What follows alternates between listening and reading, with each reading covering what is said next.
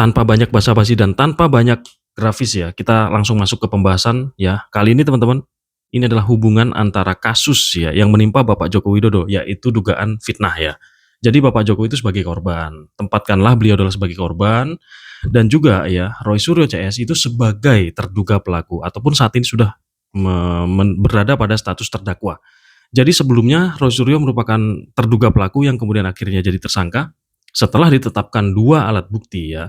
Kemudian statusnya berubah menjadi tersangka dan kini pemeriksaan pada tahap kepolisian sudah selesai dan Roy Suryo CS sekarang sudah dilimpahkan ke kejaksaan, yang mana baru saja kemarin ya kejaksaan memberikan ya penangguhan penahanan, yang mana di situ muncul 50 nama besar yang menjamin bahwa Bapak Roy Suryo ataupun si terdakwa ini mungkin akan kooperatif, mungkin dijamin akan tidak melarikan diri, kemudian mungkin dijamin akan tidak menghilangkan barang bukti. Tapi kejaksaan tidak pernah mengklarifikasi bahwa yang bersangkutan ataupun terdakwa dijamin tidak akan mengulangi perbuatannya karena konteks kasus yang dijeratkan kepada Roy Suryo dan Ti Fauzia saat ini adalah kasus fitnah. Jadi ketika masih berbicara soal ijazah, bahwa ijazah yang bersangkutan ataupun ijazah Bapak Jokowi palsu, berarti itu masih mengulangi perbuatannya.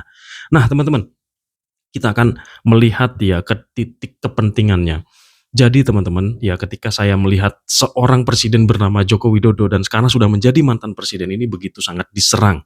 Baik dari hal-hal yang wajar maupun hal-hal yang tidak wajar.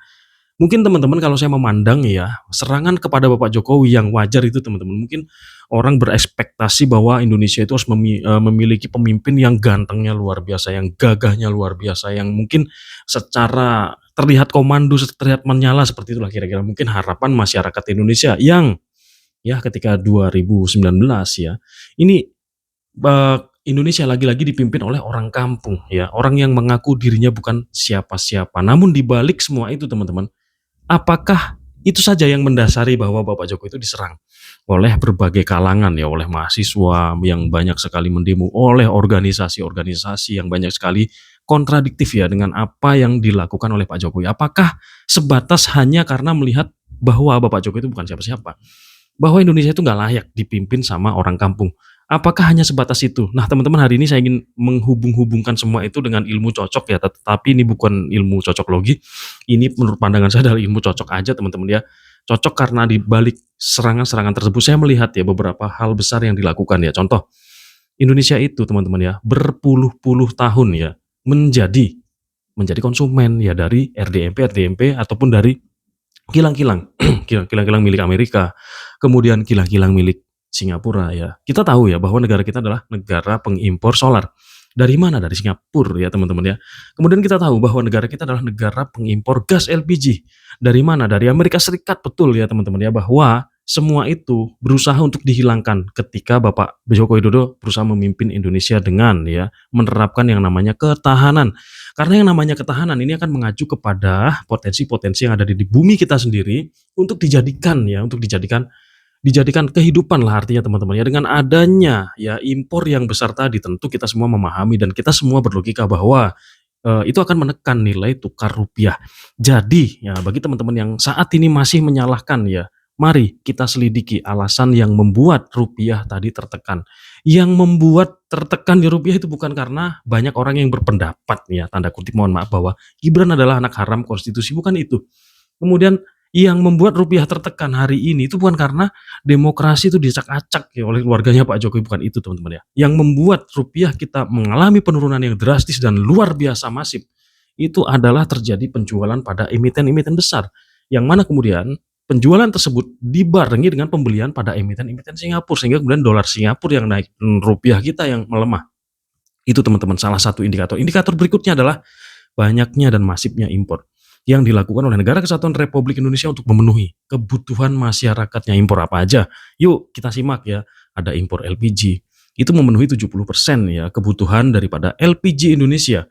Ini bahaya teman-teman kalau nggak segera dirubah, kalau nggak segera dilakukan transisi menggunakan energi yang ada di bumi kita, maka kita jangan pernah berharap kalau rupiah kita akan kuat.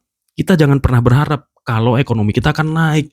Kita jangan pernah berharap kalau Indonesia akan emas. Kita jangan pernah berharap kalau kemiskinan akan selesai. Kita jangan pernah berharap kalau kita berhenti manjat pohon pisang ya. Jadi ketika negara, ketika aktivis Ini berusaha untuk memberikan kontribusinya kepada negara, tentunya kalian harus melihat titik-titik sarafnya, titik-titik kepentingannya, bukan pada tahap-tahapan demokrasi misalnya. Demokrasi itu adalah tujuan, ataupun demokrasi itu adalah tata cara untuk mencapai sebuah tujuan. Tujuannya atau goal-nya adalah rupiah menguat. Tujuannya adalah biaya kuliah murah, biaya kesehatan murah, bahkan gratis, teman-teman. Nah, dari mana negara bisa memberikan semua itu jika hasil daripada negara ini nggak diambil secara maksimal? Saya banyak mengatakan sesuatu yang mungkin teman-teman penuh dengan tanda tanya terkait mengenai kepentingan apa dan apa yang membuat Bapak Jokowi diserang. Itu teman-teman, saya tadi sudah sampaikan bahwa serangan tersebut lahir karena gebrakan-gebrakan baru yang dilakukan oleh beliau, terutama teman-teman mengarahkan kepada transisi. Ini adalah jejak digital yang tidak akan pernah bisa dilupakan oleh siapapun, dan ini akan menjadi bukti konkret ya bahwa seorang pemimpin ketika ya berani mengambil sebuah gebrakan transisi di era Pak Jokowi, teman-teman, pernah dilakukan dan dicoba untuk merubah penggunaan LPG tadi menggunakan DME. DME itu apa? DME adalah batu bara yang dirubah menjadi gasifikasi, atau melalui proses gasifikasi si batu bara ini bisa menjadi dimethyl ether yang harapannya itu bisa menggantikan gas LPG, sehingga karena batu baranya nggak impor, karena batu baranya melimpah, karena batu bara ini diekspor, bahkan ya saking melimpahnya ini dimanfaatkan. Karena ya teman-teman ya, perlu juga kita ketahui bahwa ekspor batu bara misalnya ke Cina, sampai di Cina dipakai apa sih batu bara? Ya selain digunakan secara langsung, batu bara ini juga diproses ya melalui gasifikasi namanya, teman-teman. Sehingga kemudian batu bara ini berubah menjadi gas DME yang bisa menggantikan LPG yang selama ini digunakan oleh Indonesia. Dan LPG itu ingat impor. Ketika kita banyak menggunakan barang-barang hasil impor sementara bahan bakunya itu ada di Indonesia, itu namanya manjat pohon pisang. Itu namanya sebuah kesalahan berpikir, itu namanya SDM yang rendah. Kenapa bisa begitu? Kenapa bisa terjadi seperti itu? Iya, jelas teman-teman, Indonesia memang disetting ya semenjak dahulu kala ini menjadi negara yang mengekspor bahan baku. Jangan sampai Indonesia pinter, jangan sampai Indonesia ngerti, jangan sampai Indonesia tahu kalau potensi alamnya besar, kalau potensi alamnya bisa mengguncang dunia. Ini baru di sektor gas loh teman-teman ya, yang didapatkan dari batu bara. Indonesia teman-teman bukan hanya punya itu semua, tetapi Indonesia punya CPO.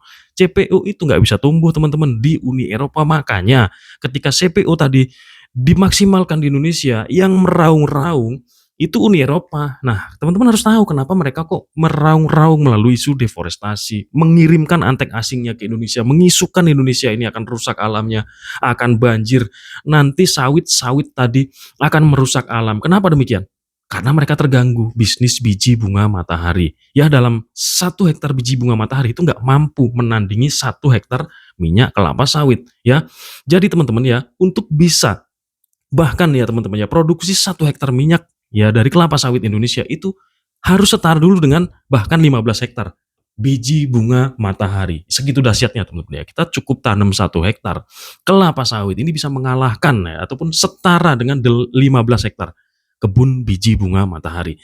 Jadi secara efisiensi produksi, kemudian secara kualitas minyaknya, itu semua teman-teman nggak akan bisa dipungkiri data teman-teman ya, bahwa minyak kelapa sawit Indonesia itu akan ya sangat menang di pasaran internasional, sangat menang melawan minyak biji bunga matahari.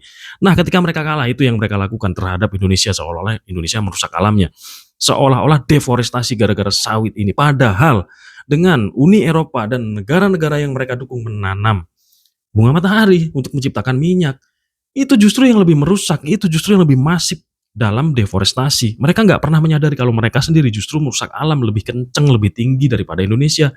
Yang mana di Indonesia itu hanya sedikit ya, mungkin di kisaran 15 juta hektar. Namun ketika kita berbicara soal minyak kelapa sawit, kita jangan mengeneralisir bahwa semua itu adalah perusahaan. Tetapi ingatlah bahwa kebun-kebun kelapa sawit di Indonesia juga separuhnya adalah milik petani plasma.